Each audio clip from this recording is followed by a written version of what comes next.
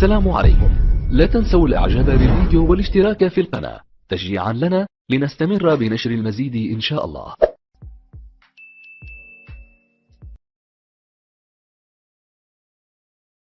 Even for us to believe is that Jesus was mentioned in the Old Testament. Before he was born 500 years ago, they were mentioned to him, the child will be born, Isaiah 9, Isaiah 56, how he's going to die, for our sin, how he's going to crucify. I think that helps me that before Jesus came, all this prophesied happened. Right. So we saw this. I've got another question then. Okay, so you're saying, how do I know that the New Testament is from Jesus? Is you're saying the Old Testament says it. How do you know that the Old Testament, is from the first 5 books are from Moses, the rest of the books are from the prophets? How do you know that that book, goes back to the source, wherever the source is meant to be? So in the case of the first 5 books, that those first 5 books actually go back to Moses. The reason why I ask you this question is this, is because in Islam, when we read the Quran, or when we have a hadith, we say that, look, there's a chain of narration. So that chain of narration is that we say, for example, that the Prophet spoke to this person, spoke to this person, spoke to this person, and then we can have a chain of narration. But the thing is, John existed 95 years after Jesus. So what makes us know that John first of all, he didn't meet Jesus. So who is narrating that information to John? So we say that there's a problem with narration here. There's no precedent, there's no provenance. How do we know? Because the burden of proof is upon the one who's making the claim. So if you ask me, like with the Quran, what's the chain of narration? I can give you 10 chains of narration. I can say this person told this person, told this person, told us. So the Quran's not changed. We don't.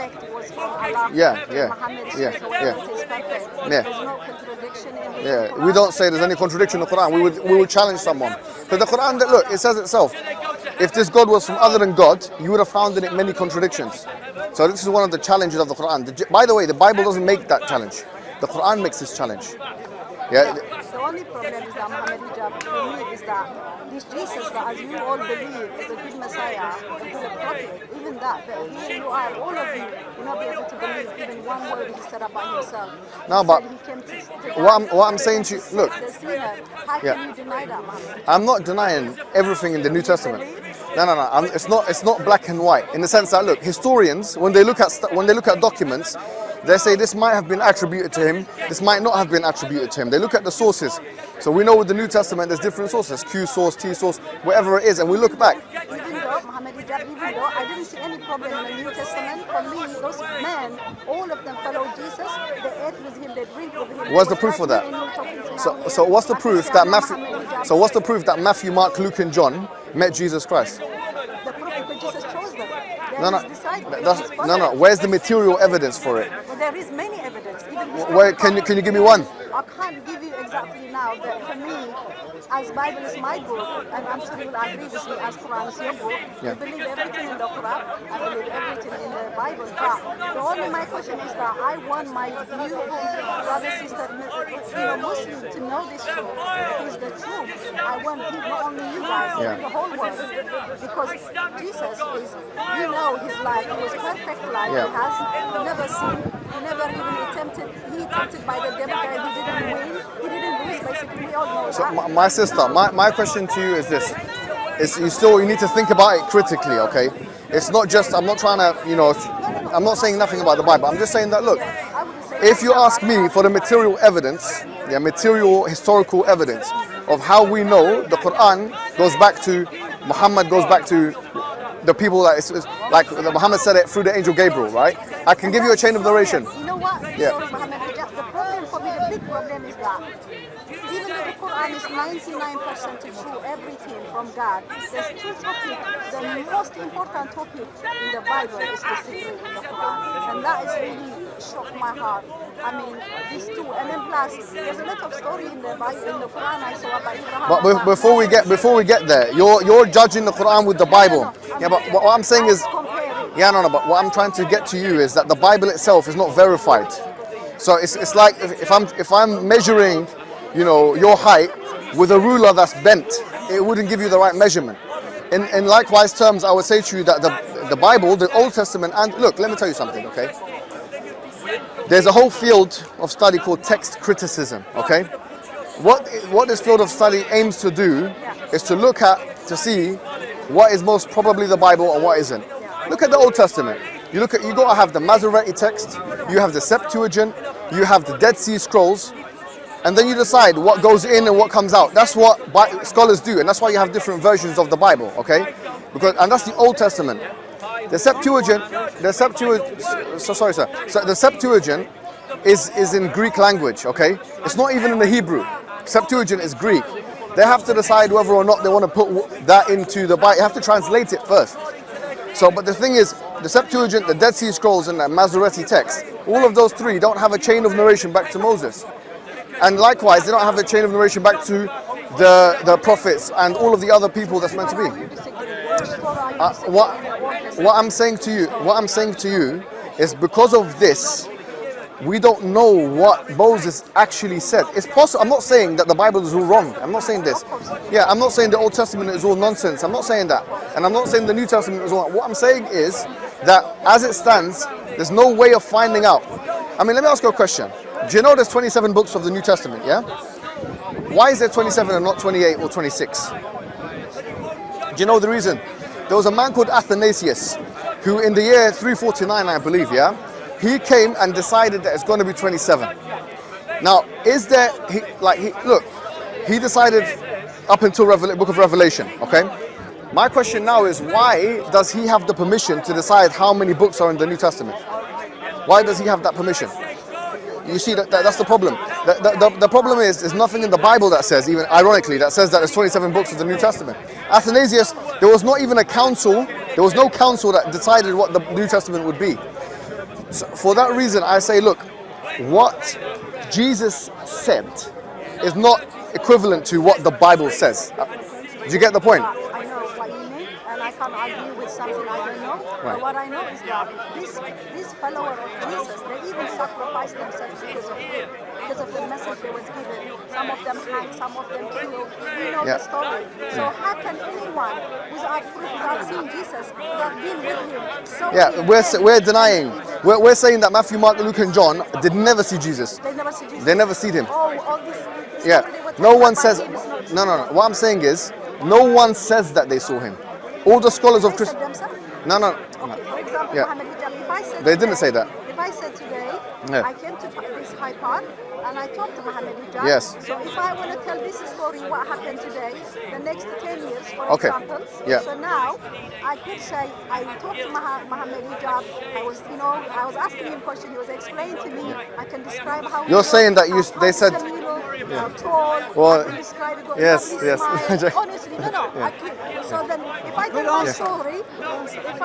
my story, in 10 years ago, and then someone will come to me, you're a liar. Let me tell you something, sister. You're right. How did you Let me tell you. feel? I'll tell you what I told. Yeah. When is John historically dated? The Gospel of John. When is it dated? I don't know about it. I'll tell you. Historians say 95 AD. That means 95 years after. Let me tell you what it's really like. Now, when was World War II? It's okay. World War II started 1939 and it ended 1945. When was World War I? 1914 to 1918. So good 100 years ago, yeah? Now imagine me, I tell you a witness report of what happened in World War I. I tell you this is what happened. 1, 2, 3, 4, 5. You're going to say, how old are you? I said 28 years old. So how do you know what happened in World War I? Now, I could know what happened in World War I from talking to other people. But if I came 100 years after, there's no way I saw the people in World War I. That's the similitude of John to Jesus. John, Gospel of John, is dated 95 AD, which means almost 100 years. It's like, you know, World War I? Not even World War II, World War I. Yeah, that's the distance between Jesus and John. John, the one in John first, or are you talking John in Revelation? No, Matthew, Mark, Luke, and John, the Gospel writer. But even this name John, it's just a pen name. It's not really what his name was. Most scholars say that that's not him. It's not someone who met Jesus. You have it misunderstood. No one says that these are the disciples of Jesus. The historians and text critics don't say that Matthew, Mark, Luke, and John, the Christian ones, not the Muslim ones or the Jewish ones, the Christian ones themselves, they say that these people are not people that ate and slept and or this and with Jesus Christ. Likewise, on the other hand, we say that the Quran and the Hadith is narrated and preserved by those people who actually walked with the Prophet Muhammad, his friends. That's so we have the list of names of his friends. So Prophet Muhammad's friends like Abu Bakr and Umar and Uthman and Ali, you know, and Zubayr and this and that, and all this, and his wives and Those people, they were following Muhammad. Yes. His companions. Yes. So everything they said in the Quran is true. exactly. So what we say is that the Quran was recorded by the Sahaba, the companions, whereas the Bible was not recorded by the disciples. It's but First of all, where's the evidence for that? To be honest, I can't give you evidence today. Faith is not about evidence. No, but no one We says know that though. We all believe God, not because we saw him or we touched him. This is Yeah. what So makes so us then we can be different Hindu, from we can be atheists. Sikh, we can be Buddhist. No, that's why we're different. Yeah. Muhammad Hijab, from Hindu, Sikh, me and you are different. Is because we know there's a creator. We know that. Yeah, Sikhs believe in Creator as well. There might be, but it doesn't matter. Even within Christianity, some people might have different Jesus. They might say something different, but that does not matter. But for me, the Bible is the base for me. Yeah, but your base, that's the problem. You said that there is evidence, but what I'm saying is that Christian scholars themselves, they deny this. Bruce Metzger, he wrote a book. I don't He follow denies. them. I don't follow scholar. I follow the book. I Fine, have in my but hand. you have to have evidence. But that's evidence. Look, let me tell you something, sister. Let me tell you something. What if I go to me and my friends in university? They decide to make a new version of the Bible. We'll call it the new 2020 version of the Bible. Like you have the new international version, this and that. We mix up the manuscripts and we say, hey, this is your base. What would you say to me? The story still stands about Jesus' story, why he came, what purpose did God send him. But I understand this. He died on the cross for the whole humanity. Muhammad Hijab, that story, I don't care what changes, everything else changed. But this beautiful story never changed. Look, what we're saying is, how do you know? Yeah, but why? Look, what I'm saying is this: is that we have to have evidence that the source. You have evidence Jesus came from a virgin woman. We believe in that because of. But what happened and he died for you on the cross? Let me explain, right? So what we say is this: we say that we have evidence that the first thing we need to have is evidence that the book that we're holding in our hands that claims to be divine authority from God, yeah, is actually narrated by the one who claimed to be the prophet. That's the problem, Muhammad Hijab. If Muhammad is receiving all this from angel, and this angel Gabriel is a pure angel who literally stands the right of hand of God. So even if you put in the spirit, that's fine. But this angel, I wouldn't say this angel is lying, telling Muhammad different story and telling Mary different Exactly. story. And that is really questionable. No. Yeah. So here's what we would say. Look, we would say that before, if you look at the Bible, you'll find contradictory verses in the sense that you'll find that sometimes Jesus, he says, do not go in the way of the Gentiles, for I was only sent for the lost sheep of Israel, right? But that's not contradictory. No, and then you have Something- you have other verses that yeah. But okay, so look, the reason why we say our narrative is this: we say that those who came before Jesus, Moses, Abraham, etc., they came for their people and their time. So Jesus and Moses came for the lost sheep of Israel.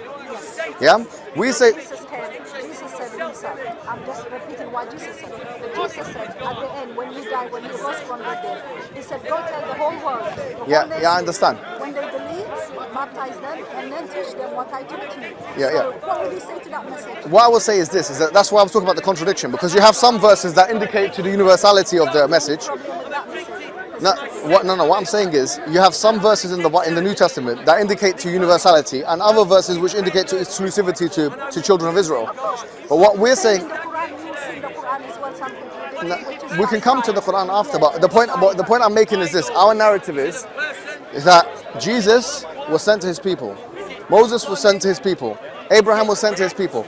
We say that Muhammad ﷺ was sent to everybody. Muhammad sent it only for Islam or for everybody? For everybody, because the Quran says, وَمَا أَرْسَلْنَاكَ إِلَّا كَافَّةً لِلنَّاسِ. We haven't sent you except for all of the human beings. Yeah, so this is what it says in the Quran. So the Quran says that like Muhammad he sent this for the whole world. That's right. What about Jesus then? So we say that Jesus was sent to the children of Israel. That's what Jesus says. He said it, he might say that, probably for that According to the specific New time. Testament. Right. Probably for that specific time, there is a reason maybe he say that, but that doesn't mean Jesus came to save only the Jew. I wouldn't be saved then, I'm a Gentile. No, exactly. Can you imagine? Look. I wouldn't. Look, let me ask you a question. Moses, when Moses was sent, who was he sent to? Moses did save Israel from Egypt. All right, so good. So he sent to the people of Israel, right?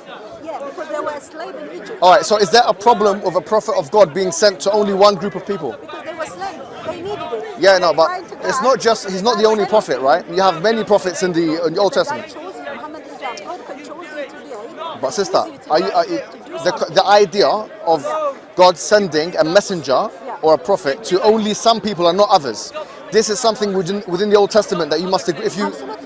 Yes, yeah. I agree. But what I'm saying is Moses been sent to Egypt specifically for those Not just Moses, we have other prophets. Of course, all Yeah. like for example, Abraham, whatever, Yeah, all of them. even though Abraham is not mentioned as a prophet in the Old Testament, but yeah, I agree with you. He's not even. Yeah. So what I'm saying is But he's a patriarch and so on. Abraham is the faith for us. Even for us to be called the children of God is because of Abraham's faith. So anyone come from Abraham is basically saved by faith. I get you, but what I'm saying to you is that the idea of a prophet coming to some people and not to other people is something acceptable, right? Because it's something which even the Old Testament says. So the Old Testament says that you can have some prophets that are sent for not all of the people, but some people, like David or Solomon.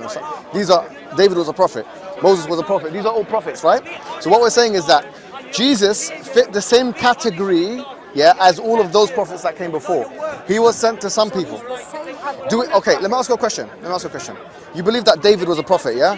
It's in the. David is like a king who loved God. Yeah, he's also. Yeah, I agree, but he's also a prophet in the Bible. Never like preaching anything like that. No, but he's a prophet. He's a prophet according to. Yeah. So okay, let's take him as an example. Moses is a prophet, right? But let's take David as an example.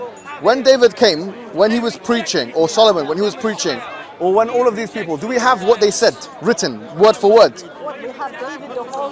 No. What I mean is, we have some stories, but what they actually narrated, their books, their message. First Samuel, Second Samuel. Yeah, but not in its entirety. I understand that. Yeah, you have narrations. Exactly.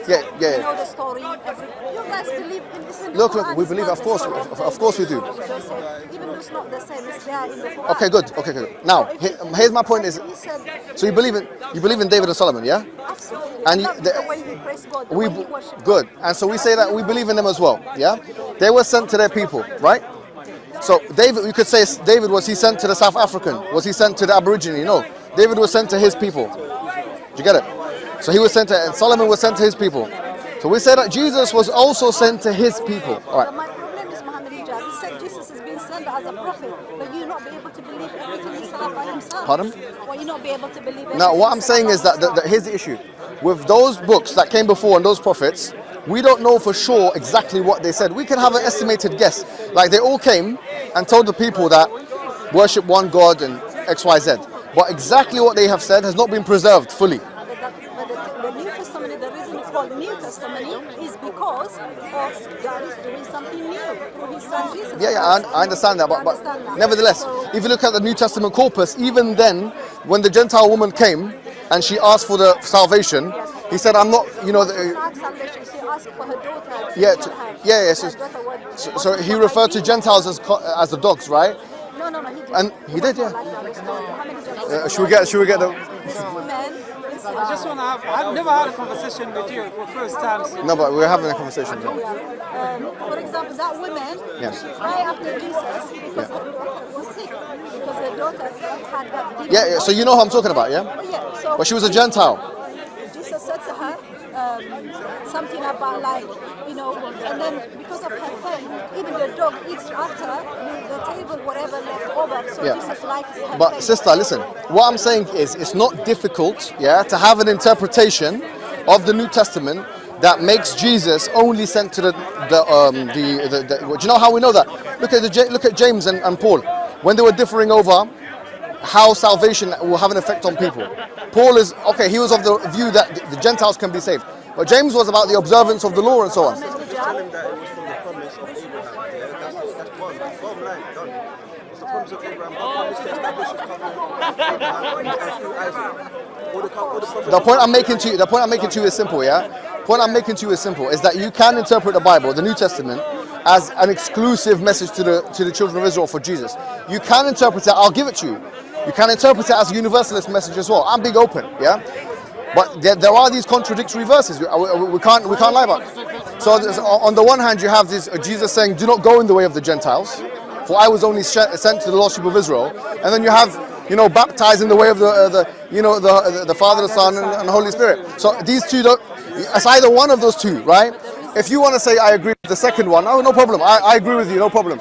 But the issue is you can have two interpretations. Our interpretation is something which is not ridiculous from your perspective, which is in line with the exclusive message of Jesus Christ, which is the fact that Jesus was sent for the lost sheep of Israel. إن أعجبك الفيديو لا تنسى الإعجاب والاشتراك في القناة.